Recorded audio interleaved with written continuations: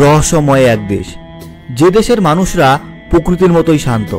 শান্তিপ্রিয় তিব্বতীরা নিজেদের দেশ সম্পর্কে বাইরের দুনিয়াকে বেশি কিছু জানাতে পছন্দ করেন না। তিব্বতের রহস্যমতার পিছনে সবচেয়ে বড় কারণ এর অত্যন্ত দুর্গম প্রকৃতি। হিমালয়ের উত্তরে বরফের মোড়া চাদরে শত শত বছর ধরে নিজেকে বিশ্ব থেকে আড়াল করে রেখেছে। বিশ্বের যে কয়েকটি দেশে অপার রহস্য লুকিয়ে আছে তার মধ্যে তিব্বত অন্যতম। নিষিদ্ধ দেশ হিসেবে জগৎজোড়া কৌতূহল আছে এই দেশকে নিয়ে। তবে কেন নিষিদ্ধ দেশ তিব্বত, এ সম্পর্কে হয়তো অনেকেই জানেন না। আসলে সমগ্র তিব্বত নিষিদ্ধ নয়। এর রাজধানী লাসা হলো নিষিদ্ধ নগরী। এই নগরীর মানুষেরা নিজেদের আলাদা রাখতে পছন্দ করেন। সেখানকার মানুষের জীবনযাত্রাও অনেক ভিন্ন এবং রোমাঞ্চকর। তিব্বত মূলত আলাদা কোনো দেশ হিসেবে স্বীকৃত নয়। এটি চীনের একটি স্বায়ত্তশাসিত অঞ্চল, যদিও অনেকেই তিব্বতীদের চীনের অংশ মানতে রাজি নয়। এই কারণেই 1969 সালে তিব্বতীরা দালাই লামার নেতৃত্বে চীনের বিরুদ্ধে স্বাধীনতার আন্দোলন গড়ে তোলে, যা শেষ পর্যন্ত সফল হয়নি।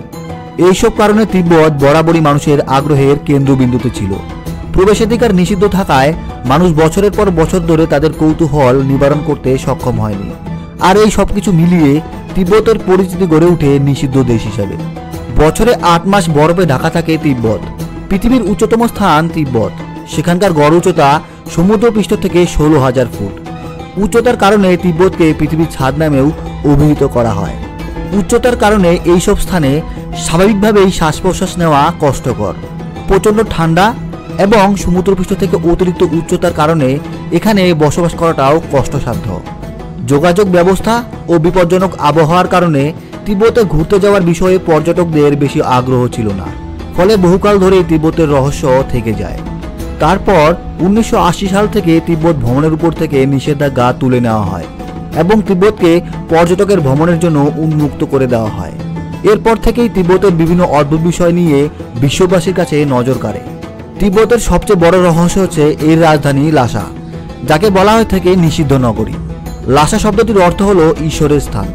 তিব্বতীদের জীবনে ধর্ম একটি গুরুত্বপূর্ণ স্থান দখল করে রয়েছে। পুরো লাসা জুড়েই ধর্মীয় আচার চর্চা করা হয়ে থাকে। তিব্বতীদের প্রধান ধর্মগুরু দালাই লামার বাসস্থানও লাসার পোতালা প্রাসাদে। তো বন্ধুরা, এরকম আরও ইন্টারেস্টিং ভিডিও পেতে আমাদের ইউটিউব চ্যানেল বঙ্গযাত্রা চ্যানেলটিকে অবশ্যই সাবস্ক্রাইব করুন। আর আমাদের ফেসবুক পেজ বঙ্গযাত্রা অফিসিয়াল পেজটিকে অবশ্যই ফলো করুন, কারণ ওখানেও প্রতিনিয়ত ভিডিও আসতে থাকে।